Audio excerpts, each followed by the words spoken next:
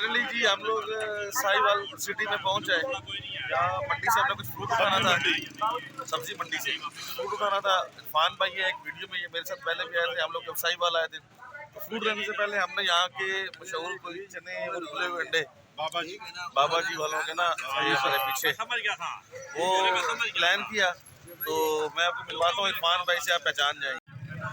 तो इरफान भाई मेरा हिस्सा भी खा रहे हैं और कह रहे हैं बड़ा मजे का है, बड़ा मजे का है। अरशद बैठा हुआ है, नहीं बैठा हुआ है। तो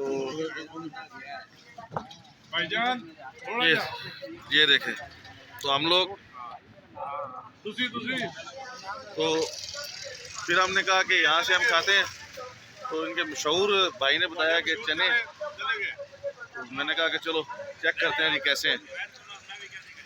सर किन्ने अरसे तू उसी ते काम कर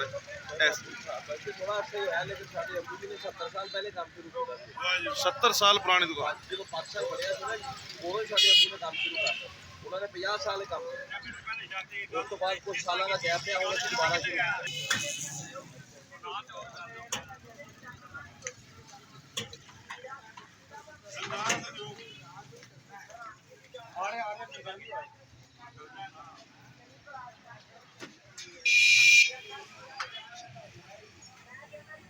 उन्होंने मुझे इधर भिजवा दिया और खुद खाने पे टूट पड़े। अब मैं उधर जा रहा हूँ, तो चेक करते हैं जी कैसे हैं।